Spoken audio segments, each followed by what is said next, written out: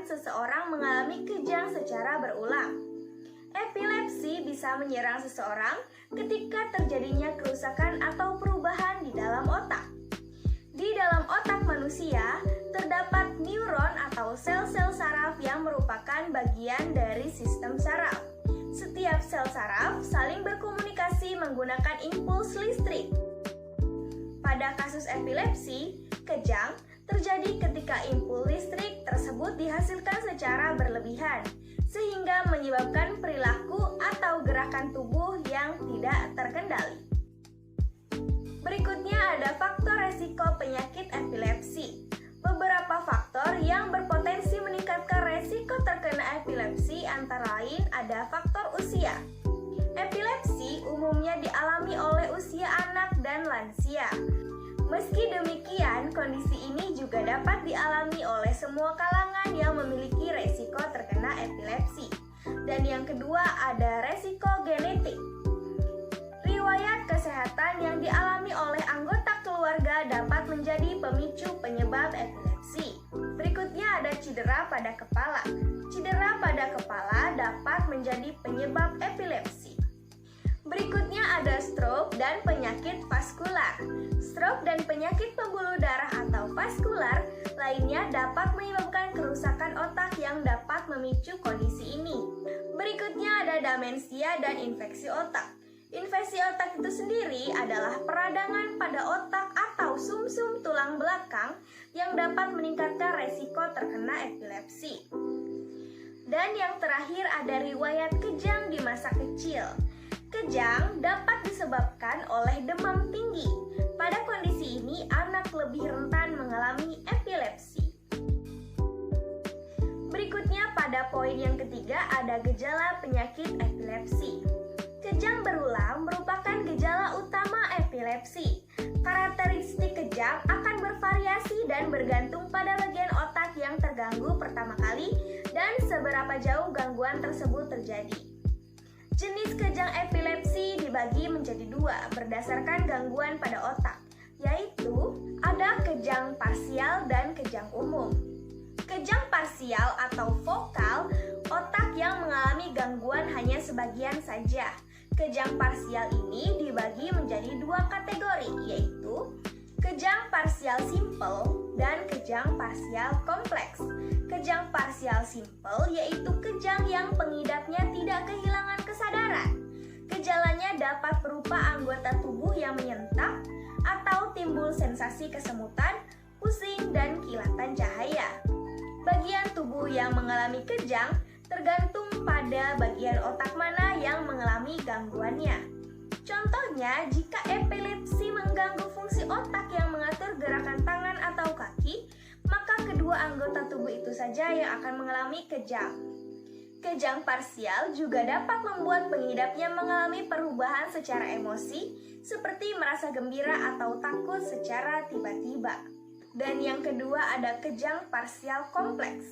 Kadang-kadang kejang vokal mempengaruhi kesadaran pengidapnya, sehingga membuatnya terlihat seperti bingung atau setengah sadar selama beberapa saat. Inilah yang dinamakan dengan kejang parsial kompleks. Ciri-ciri kejang parsial kompleks lainnya adalah pandangan kosong, menelan, mengunyah, atau menggosok-gosokkan tangan. Berikutnya ada kejang umum. Pada kejang umum atau menyeluruh, gejala terjadi pada sekujur tubuh dan disebabkan oleh gangguan yang berdampak kepada seluruh bagian otak. Berikut ini adalah gejala-gejala yang bisa terjadi saat seseorang terserang kejang umum. Yang pertama, ada mata yang terbuka saat kejang, lalu kejang tonik atau tubuh yang menjadi kaku selama beberapa detik. Ini bisa diikuti dengan gerakan-gerakan ritmis pada lengan dan kaki atau tidak sama sekali. Otot-otot pada tubuh terutama lengan, kaki, dan punggung berkedut. Berikutnya ada kejang atonik, yaitu otot tubuh tiba-tiba menjadi rileks sehingga pengidap bisa jatuh tanpa terkendali. Berikutnya ada kejang klonik, yaitu gerakan menyentak ritmis yang biasanya menyerang otot leher, wajah, dan lengan. Lalu terkadang pengidap epilepsi mengeluarkan suara-suara atau berteriak saat mengalami kejang.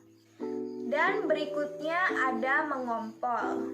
Juga kesulitan bernapas untuk beberapa saat, sehingga badan terlihat pucat atau bahkan memiru. Dan yang terakhir, dalam beberapa kasus, kejang menyeluruh membuat pengidap benar-benar tidak sadarkan diri. Setelah sadar, pengidap terlihat bingung selama beberapa menit atau bahkan beberapa jam. Ada jenis epilepsi yang umumnya dialami oleh anak-anak, dikenal dengan nama epilepsi absence atau petit mal. Meski kondisi ini tidak berbahaya, prestasi akademik dan konsentrasi anak bisa terganggu. Ciri-ciri epilepsi ini adalah hilangnya kesadaran selama beberapa detik, mengedip-ngedip atau menggerak-gerakan bibir, serta pandangan kosong.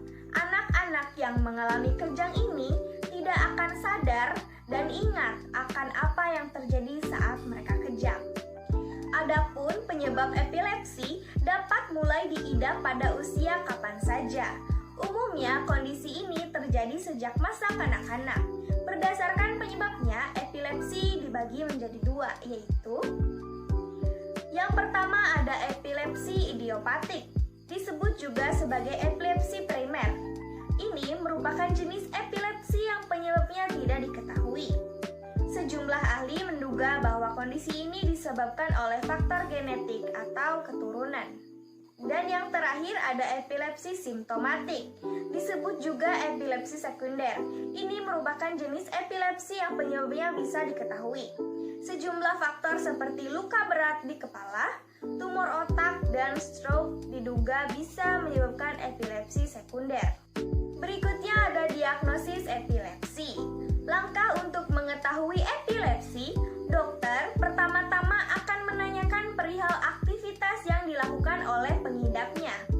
Selanjutnya, dokter akan melakukan beberapa tes untuk mengetahui bagaimana kinerja otak dengan cara mengecek cara berjalan, cara kerja otot, cara kepekaan, dan kemampuan berpikir.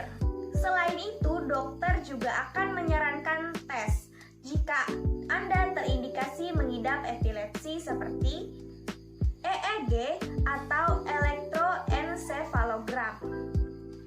Tes EEG dilakukan untuk mengetahui masalah aktivitas listrik yang ada di otak.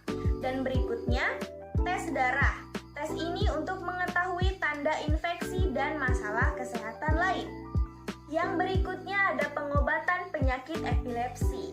Belum ada metode dan obat untuk menyembuhkan epilepsi. Namun, ada obat untuk mencegah terjadinya kejang, yaitu obat yang dapat menahan gejala epilepsi, sehingga pengidapnya dapat melakukan aktivitas sehari-hari dengan normal. Kejang-kejang pada pengidap epilepsi perlu ditangani dengan tepat, adalah untuk menghindari terjadinya situasi yang dapat berakibat fatal. Misalnya terjatuh, tenggelam, atau mengalami kecelakaan saat berkendara akibat kejang.